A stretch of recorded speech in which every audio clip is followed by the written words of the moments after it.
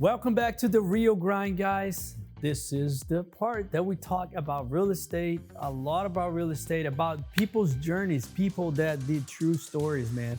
And they all have the same pattern. People that are just pushing themselves and hope that stories inspire you for doing the same. And while we do all this, we're changing lives by showing the best cup of coffee. The coffee. You know it. Nothing. I don't think there's a better combination than a great conversation and a cup of coffee with a good friend. Hey, this is a kind of personal question, but do you have a lot of chest hair? No, I got none. Well, I got a lot, so when I wear V-neck shorts, it's just, come out a little. And oh, you got one of those little carpets? Yeah, people make fun of me sometimes, you know what I'm saying? But today's guest is super awesome guest that is gonna come here and share his journey also on multifamily. But before that, before you listen from him and learn, you will learn some stuff. Let's get the show started. Let's do it. Waking up to success. Now we're getting it started. This is the real grind. Everything you've been wanting, building an empire, no question. Talking about real estate, investing, making the millions, no stopping. While we sip on, go and make coffee. The real grind. This is the real grind. Let's go. And with over 1,300 units, co-founder of CEO of Thrive Multifamily, husband and a father, and a super cool friend here at Multifamily Empire. We invited on the stage Nic Espanet. Let's go, my brother. Woo! Yeah. And Nic, your daughter came to the episode once, dude. And that was one of my favorite episodes of all times. Because, I didn't know I liked kids until I had my own kids. But it was so beautiful to see how bright they were, and especially she did really shine, man. So thank you. She's awesome. And she had a great time. So yeah, and it was a great time being a dad watching it too. Really? To get to be behind the camera and watch her kind of shine, and she had a blast with it, and all the other kids that were out there. Yeah, for sure. And I hope that, and I never talked to her after, and I'm curious to see if she enjoyed it, if because it's all about being involved as well, right? Sure. And seeing you as a dad doing it, all the real estate stuff. We go to many conferences, and we've run on masterminds together and all that stuff. So seeing their father doing all that stuff is probably really cool for her not to be part of it. Oh, definitely. I'm glad not all of my daughters want to do it, but she's definitely involved. She helps with doing data entry stuff now, but I'd like for her to start underwriting and being more and more involved. And she's wanted to. She's does babysitting. They have a snow cone trailer. They do stuff. So she saved quite a bit of money and wants to invest in one of our deals eventually. I mean, she's got maybe $3,000. It's not a ton she can put in a deal, but she's still growing for a 15-year-old. What a privilege, man. What a privilege to, have that, passing along that mindset, because I don't know about you, but I didn't have that growing up. Obviously, there are very good principles in my house by being honest, by being, a real man. Sure. But for the financial side, definitely it wasn't, because probably they didn't have that education either. Correct. No, exactly the same. It was later in life that I finally learned that, just through, Robert Kiyosaki's Rich Dad, Poor Dad is what kind of opened my eyes to having money work for you instead of working for money, and having an 8 to 5 day a week job or 6 day a week job, but getting out and finding things where money will work for you and you can have some passive income. Yeah. But Nic, let's go back here, man. And where are you from and what's your beginnings, man? So I grew up southwest of Fort Worth in a town called Joshua. Went to a college to be a physical therapist, and then did that for about 20 years. And the sorry, I silenced it. So I grew up in Joshua, went to college, got my master's in physical therapy, did that for over 20 years. But, again, it was after reading Rich Dad, Poor Dad, I saw that I did not want to, I was going to need to work my whole life to try to save enough money. And then hopefully my money would outlive me or last until, as long as I was alive. And I didn't like the looks, I didn't like the stock market. I didn't see a lot of hope there.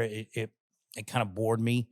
And so started looking, into single family real estate, but then came across multifamily and started signed up with a mentorship program, went through that, and was able to get my first property, which was a 100-unit property. All right. And before we get to the to the real estate side.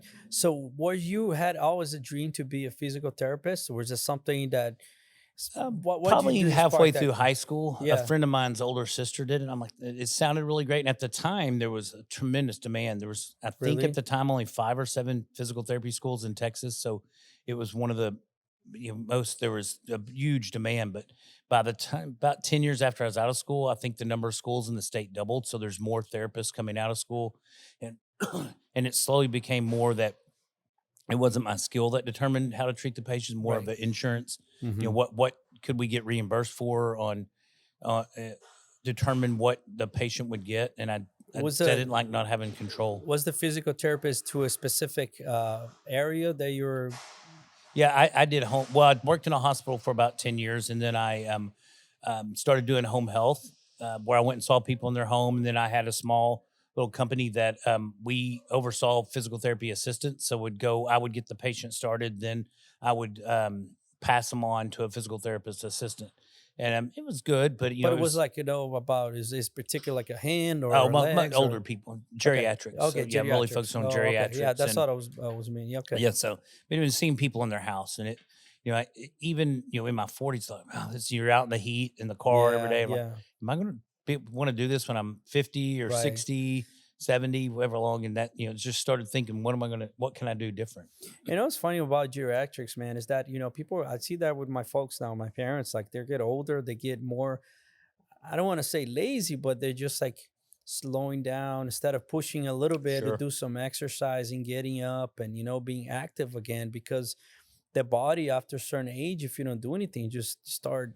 Well, it's like any muscle. If you lift a lot of weights, the muscles will get bigger. If you're not, they're going to get weaker. And if you're sitting watching television or, just hanging out, you're going to get weaker and weaker. And as you get in your 60s, 70s, 80s, your body's breaking down anyway. So Right. you got to keep active. But it's hard too, because a lot of that population has some painful joints or, breathing conditions maybe that make it harder for them Right. to, Yeah. to move. So they got to kind of overcome the mindset to keep moving even when there's Right. discomfort. I do believe, man. I mean, I don't. This is just my opinion, but I believe that our human body is super bodies, man, and it starts with our minds, like how much we want to control. Obviously, there is pain, there is, but I think that when we wants to do something, your body will respond to it. Oh, right? for sure. And that's through this journey of going from, a W-2 job into more, 1099 and then into real estate now where it's, you only get paid when things happen. It's getting the mindset to do things. Is it, believing that you can do it, and also believing, that's also, going out and getting a deal or, running a marathon. You've got to get your mind right to get to that point. And so I think that plays a huge role when you talk about, I've heard some people talk about the reticular activating system to where, Yeah. it's like when you buy the new white Honda, you see hundreds of them. Bunch There's of not any Hondas. more out there than before, but your brain's focused on it. So if Yeah. you're focusing on that positive outcome, you're more likely to achieve it. Definitely, man. And dude, I can't wait to touch on a lot of your success stories today, how to get into real estate and investing on that. But before, my friend, do you like coffee? I love coffee. Guess what time it is? Coffee time. Let's go. It's coffee time.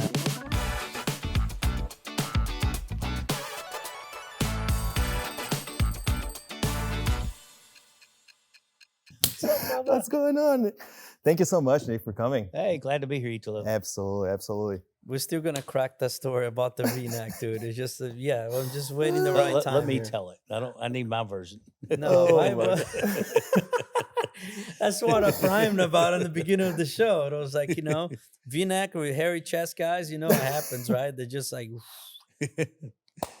But Nick, you're a coffee guy, you said, right? Yes. I did notice he was drinking coffee on the way here when he got to the office. But this one that we're gonna try today is the second one that you brought from is it Arkansas? Hot Springs. Arkansas, Hot right? Springs, Arkansas. Yeah, look at this box, dude. Kind of looks like your boots on the. It's close. I know. Look at It's all the buttons. patterns and stuff. Yeah, it's very pretty neat. neat. Southern weather. Southern weather. What is the southern weather for you? Right now, about 110 degrees. Right now it's like the oven. But So if you Google it, probably a picture of him is gonna show up. Southern. It's being in the lake, in the swimming Right, pool. right. Have you had specialty coffee before, like gourmet coffee before? I Yeah? have. Good. So I'm now, thinking myself a little bit of a coffee snob. I don't want any Folgers. And he was here at the show when Sawyer was here, Yeah. and he cheated. but He did you had some drink coffee that day? That Yeah, I he made? did. I had Yeah, some. he did, yeah. You had some, did right? Some press. And Yeah. I remember he was behind the cameras there, drinking all of our coffee away, man. If my probably memory cost does, more money than you made on that day. Drinking all your coffee.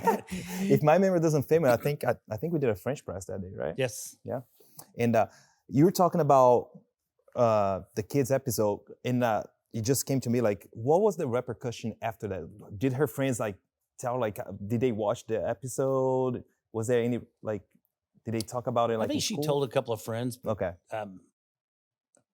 she didn't. I didn't get much feedback on it, but she had a blast. I mean, she No, really. we had a that's it, blast. yeah. We had I a mean, blast.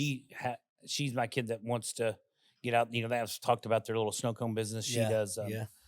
Does the social media for that, the post and things like that. If she transitioned from the snow cone business to a coffee shop, I can probably help her out. yeah, she somehow. probably can. Thank you. All right, we're gonna try this together. So hold on to this, Neander. Been drinking a lot of coffee today. I dude. know. Let me tell I you. know. Like, if I get pulled over right now, they're gonna be like, Shaking. "Why are I so white and your hands are shaking?" Officer, it's just coffee. I swear.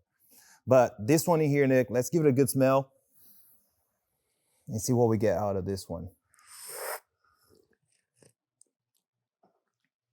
Dude, did we try this before? Not on the dude. This just closed the circle for me, man. This is I mean, good. there's one. I gotta be honest in here. Every coffee we tried lately, it's been different because the clever has been able to expose notes that I haven't noticed on these coffees before. Because I bought two. It was one of them. They're a lot lighter than this one, and this one, which I was like, yeah, maybe this one I drink with like a espresso. latte or something. But it's really good because it's not as fruity, but it's good tasting coffee. What notes did you like notice on that one? Is there a chocolate or at the end? Milk chocolate. There was one thing that as soon as I tried, it hit me hard on the smell. Before, like as soon as I opened it up, I was like, wow. Let me see. This is really interesting because once you smell this, you're gonna notice on the cup.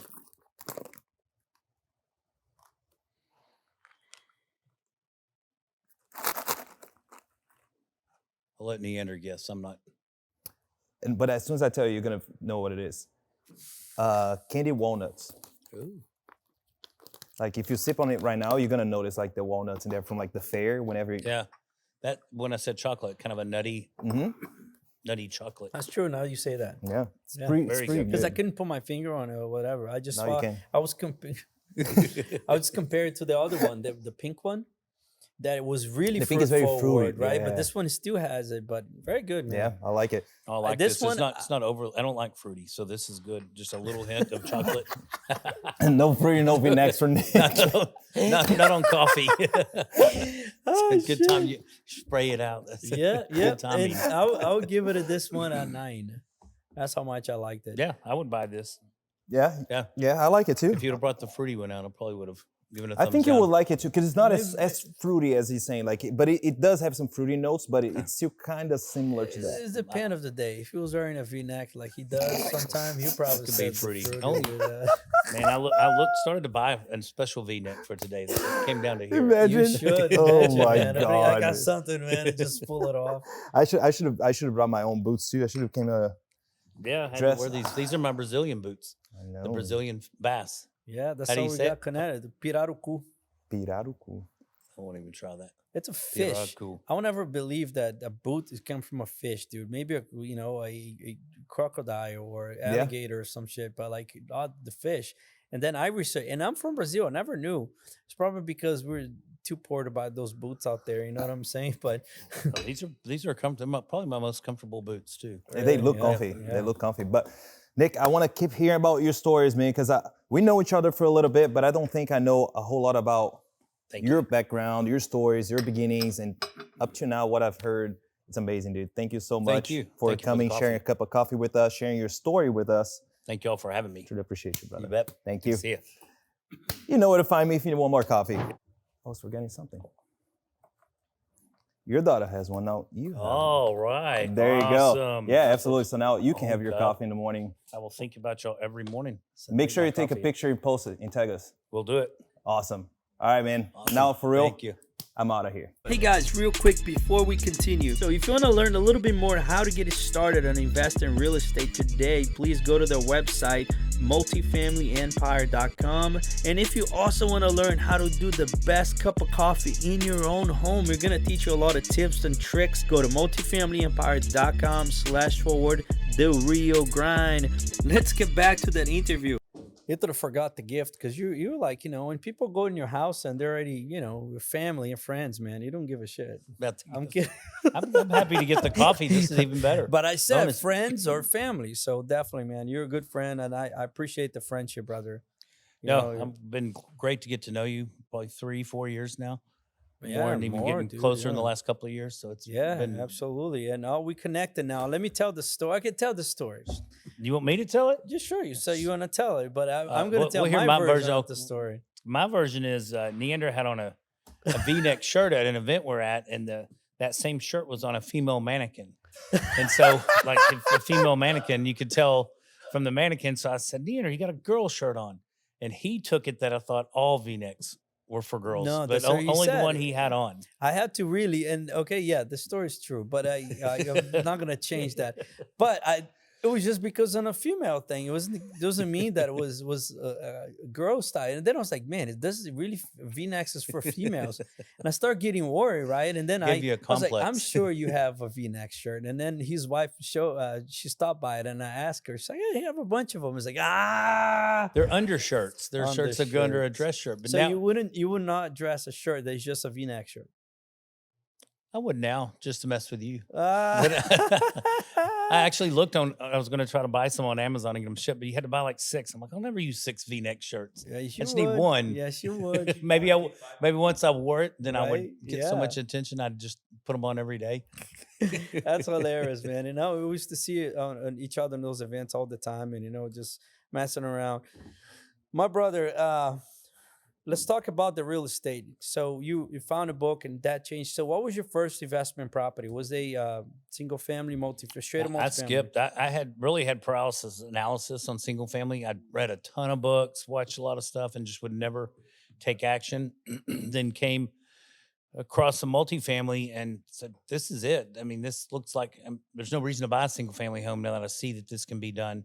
I did a couple of passive investments as an LP, and then my first deal was 100 units, and I did that with 2 other partners, and we raised about $1.5 million, and very easily. That was we closed in February of 2018, and I've done now 8 deals, working on my 9th deal since then. So it's just been a life changer.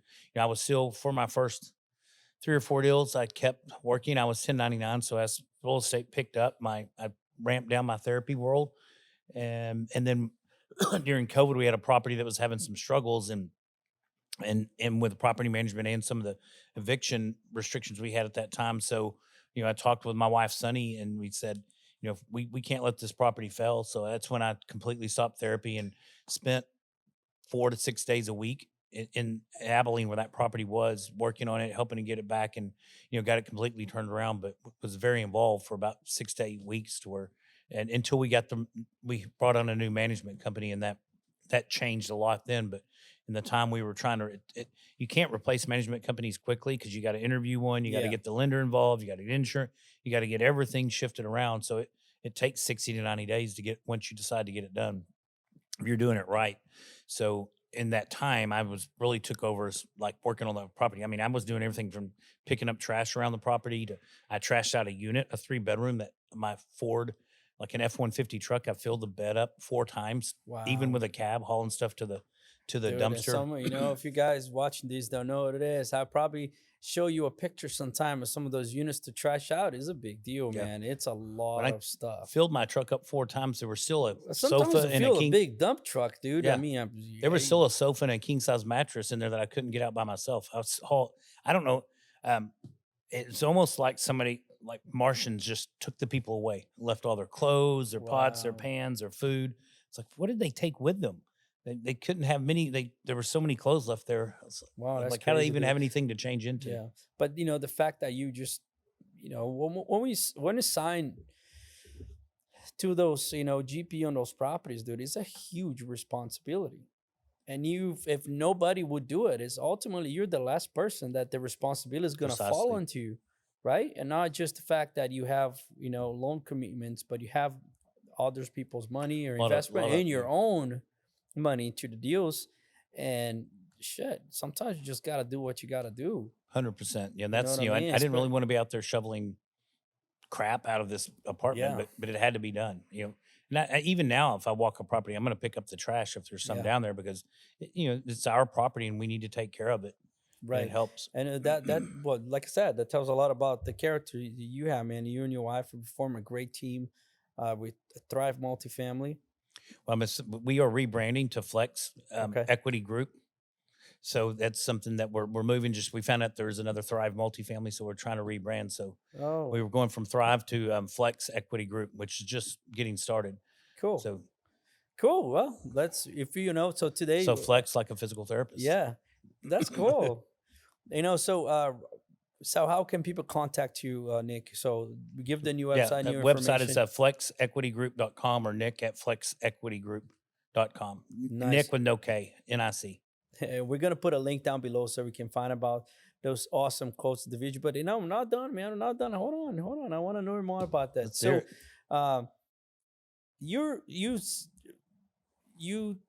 What is your forecast now look like for you for the next 5 years? Are you gonna want to grow your acquisition firm, or you want to get more vertically integrated? You want to scale our team? What is your vision now going forward? No, great question because we've Sonny and I have discussed that a lot. We're not wanting to vertically integrate. I don't want to take over a property management company. I want to stay with third party, at least for now. That could change, but we're definitely looking at growing a team. We've hit a point now with 8 properties. One should sell in the next month. Another, we're in the process of an acquisition now, so we'll be around that 8 properties, somewhere north of 1,400 units when everything settles out again. But it's more than the asset management it's giving me a full-time job, and I want to find somebody that can focus on that, and then we can do more high level where it's finding deals, meeting with brokers, and raising capital, but still be involved, but have a very competent person to oversee the asset management side. Right, which is it's a big deal because we all talk often about I'm getting more deals, but who's managing those deals is a big deal. And I feel like if you do both and you start scaling, it's just like you getting yourself a full-time job or more. No, definitely, and that's why and it's hard because I think it's the type A and where I feel like I can do it. It's hard for me to pass it off to somebody because I love sitting down looking at getting in at Resman or RealPage and just you start down these rabbit holes and I'm like, is somebody else going to go down dig this deep Right. to find some of this stuff? And that's it's important having your asset manager that will do that, and then Right. hold your property management company accountable because it's trust but verify, and our property management company at each of our properties are doing really well to fairly well, but we still want to Sure. check these numbers weekly at the minimum. Yeah, I say that is a triangle. I often say that is like the finding deals is a challenge. Good deals that work, right? Yeah. Managing the deals and raising equity. So how much time are you investing on each category, right? Because if you just go here finding deals, but then where's your equity is going to come from?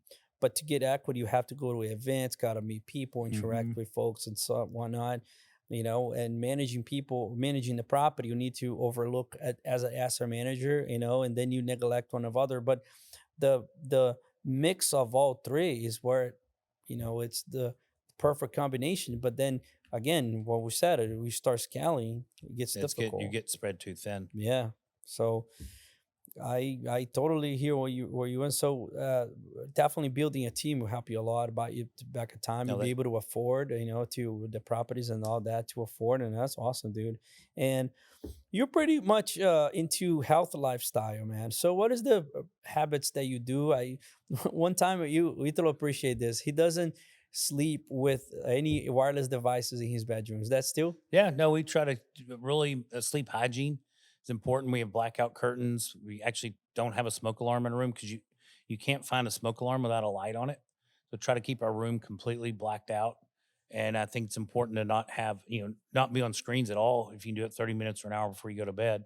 But if you are, try to have them in like a night mode, so you're not getting that blue light, and then not have any electronics in your room. But having teenage drivers and kids that are out after I go to bed, we do keep the phone outside the door so I can hear it if one of the kids call.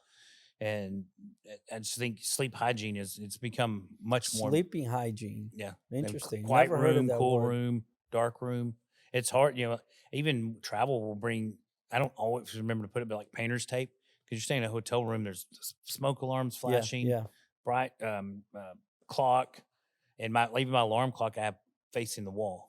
Yeah. So here you go, Italo. Your hygiene is really bad. Can you watch TV before you go to bed? No, but for me, like I was gonna say, if somebody asked me if I have a good sleep hygiene, I was like, yeah, I take a shower before bed.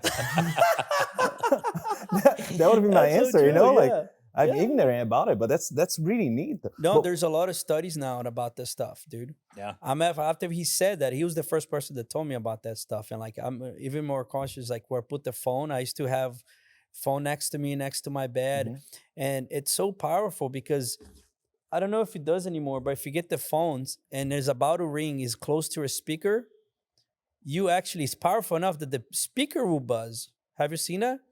When your phone is closer to a speaker, and you're receiving a call, the speaker goes. yeah. Oh yeah. Yeah. So imagine that close to you and all the radiation and stuff, man. And that wireless signal. So Well, think about another thought while we're talking about is your light. A lot of the LED lights have blue light, and when the sun sets, the blue light goes away. If we're hanging out around a bunch of LED lights with blue light, the incandescent lights, which are now banned, don't have, your brain's thinking the sun's still up, so it's harder. Some people, it's harder to go to sleep. So we still have a lot of incandescent lights and probably shouldn't say this on there, but we've stockpiled some because they've been outlawed in the U.S. that you can't get them anymore. yeah, no, you can't. But there is a diode with a different color temperature on LEDs. I've seen those starting to become more available. Yeah. But So if you look at our lights, they're LEDs, but they're on I think the 5,000 Kelvins or something. So there is more of simulation. For example, that light that Italo have right on top of him is a warm color, which it's a simulation of incandescent, because I cannot stand the 2,700 temperature that is really like this. yes, Right. This is for studio, of course, but that is just, man, it kills you. Like your brain, you get a headache. especially at night, when you should be winding down in Yeah. your body, your And circadian this is the rhythm fun, should start. interesting about LEDs. So LEDs, our eyes are flashing, right? And I think I forgot how much is the frames per second that our eyes, our vision, but it's not a constant image. It's flashing, just like a camera. Remember the old cameras that you do that clicking? The So is shutter. our eyes. So we got shutters, right? So the LEDs it flickers so fast that our eyes can't catch it, that is flickering. But if you get the camera, the same frame rates that the LED lights, it flickers the crap out of it. So we have to change the flash. So that psychologically in our brain, you get that flickering thing Stimulation and that almost. stimulation too. So we can visually see, but they're actually flickering. No, great. So I know you just geek out for like 2 minutes here. Well, what got me started is a book. I think it's called Why We Sleep, and that really changed my thought. Because I used to think, oh, you're weak. You only need 6 hours or less sleep every night is all you need. But after reading that book and just it really woke me up to how important sleep is. And a lot of his philosophy was that lack of sleep is more unhealthy for you than smoking. You just the shortening your life and things like that. That it's so that really changed my thought on that only needing a few hours of sleep a night was important. So No, I really believe it, try man. to. And the reason we're talking about this, because we often talking about wealth and how to build wealth and stuff like that, but it's not often talking about health. Correct. right? Well, if you don't have your wealth, you don't have your health, and who cares about the wealth? Absolutely, and 'Cause you give every dollar and- to to be functional if you lost your function. Absolutely. And, and I respect that, you guys. I always, try to improve yourselves and to be quality of life, quality of living, that's really cool. And you're a coach too. And talk about your coaching. I know, and you're a coach for Brad, and talk a little bit about how it is to be a coach, man, and helping people to buy apartments. You actually did a lot of coaching for me, helped me a lot, like looking at some of my deals, and I called you, and so No, share that I love it. experience. I've been coaching for a little more than 3 years now with Brad. Even before that, once I had some experience when I meet new people, I'd say, hey, if you ever have any questions, just need another set of eyes, you can't get a coach, I'll, can share stuff with you. So enjoy helping people and giving back, because I feel like a great thing about the multifamily community and Brad's community is that there's a tremendous abundance mindset. We have bus tours every other month, and early on when I wasn't getting a deal, nothing was working out for me, I would liken it to charging my batteries. I'd go to one of these networking events and hang out with people that were having success, and have a hamburger, food afterwards, or a beer, hanging out, and they're like, man, have you tried this? Try this, in your underwriting, or do this. People are helping you, telling you how to get there. So then, when the opportunity came to coach with Brad's program, I loved it. And it's still, same thing, but I'm actually interacting with more people. It's all the way from complete brand new people, which I was in that spot, 7-ish years ago, and, helping them from just understanding the language to finally understanding the underwriting. And then, when I first started, we'd look at or review a deal for someone and say, you're a little too aggressive here, or these, I don't think that the data supports this. Sure. At first, I'm like, oh man, I hate blowing up people's deals. But then I had to just get it in my mind. I'm like, I'm not blowing the deal up. It's better for us to point the things that may be challenging on it out now, instead of them finding out once they've raised capital and have the deal closed. And then they find out their underwriting was too aggressive. It's all about like the long term, right? It's like, man, you want to make this successful, so you buy more deals, you get more investors, right? But sometimes, man, it's frustrating because when we put so many hours into the underwriting those deals before we even put an offer, dude, and it's incredible. Shopping the comps is a pain in the ass. Go and tour and spend the time into it, exactly, researching. And then somebody comes in and tells you that it's like, oh man, if I were you and get this deal, it's like, son of a bitch. Well, I just got to remember that no deal's better than a bad deal, right? Absolutely. So in the end, that's what and hopefully they're learning. When you have a deal and it didn't work out, you learn, sharpen your blades a little bit there, and you know a little more, or your pencil, and you know a little more on the next one. We had to walk out of a deal once, remember, on Dalton, and we had to return all the investors' money before we get in the deal. Could we go with that? Sure. But I don't know how it would be like, and I'm glad I did. At the time, they had to return people's money that already, before we closed. I was like, oh my God, they're going to think I didn't see this before. But it happened, current events in the time we're under contract, and that torpedoed the deal and we had to exit. So, but actually I had a good feedback from people that said, hey man, thank you for doing this, Yeah, because you could have gone ahead and just not really shared that information. Yeah. Wouldn't have been the right thing to do, but it could have been done. And I think you definitely did the right thing. And you probably built trust with a lot of people. Absolutely. Nic, man, awesome, dude. That's super cool to have your experience and sharing with us here in the show, how you got started, man, and like where you are today, and with Flex Equity Group. Flex Equity Group. Super cool. Yeah, I'm excited to get it going. We've been really working on rebranding. That started soft marketing, and then we got a deal under contract, and it got to take over that now. But let's go. Yeah, let's go. Super cool, man. But before you go, man, we're gonna ask you some questions here, because they're honestly gonna want to know a little bit more about you. That's Peeling the Beans with Mr. Espanet.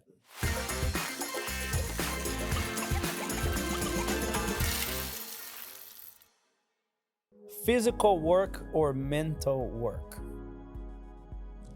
Ooh, I like both. I probably would pick physical, because I need to be out doing more. Olive Gardens or Joe T's Garcia? Joe T. Garcia's. I haven't been to Olive Garden in 20 years, I don't think. I know. Polo shirt or V-neck? Polo shirt. I hate to admit it. We all know it's not true, but it's okay. You can lie on spitting the beans. 500 units on a C-class apartment in Abilene, or 150 B-class in Arlington, Texas. Ooh, I've got them in both. But a 500 unit versus 150. But one of them is a C, the other one is B. Tell you right now, my Abilene deals are working. I'd go with Abilene, 500 units in Abilene. I would do the same thing, actually. Turkey legs or dove legs. There's nothing in a dove leg, but you talk about this. I would say dove doves. breast. Dove breast. Dove is my favorite game meat to eat. So I would take the dove. If we can make it to a dove breast instead of a dove. Dove legs are the size of a pencil lead. You still promised you to take me dove hunting, man, and you said it's good. Yeah, this starts first next month. So it is here on camera. You can hold him accountable that he's gonna cook me and eat some dove legs. Well, if you want the dove legs, you can have them, but I'm eating the dove breast. All right, Pirata cool leather boots or boots made out of cow's ass or butts? That's no contest. The Brazilian bass. Brazilian ass? That's what you said? Bass. Oh, bass. Brazilian bass. That completes the spilling the beans with Nick. That was hilarious, dude. Again, brother, thank you so much for being to the show. We're super excited, man, that you're, just have this growth that you're getting more of, working with Sonny and you guys are doing your marketing thing. I've been following you guys. So I'm super proud of you guys, man. Hey, glad. You've given a lot of support and feedback and information. So it's been great knowing you and working with you, and excited to see both of us growing. Yeah, absolutely, man. And you will always be here for anything you need, and to, let's go, man. Let's go. Let's build an empire. Let's keep building. We're doing it. And thank you so much for watching the show. And if you want to learn more about this guy, how you get in contact with him, and he's an awesome investor, and also has a platform for you to invest and learn from this guy. So here's a link down below. This is The Real Grind. Let's go.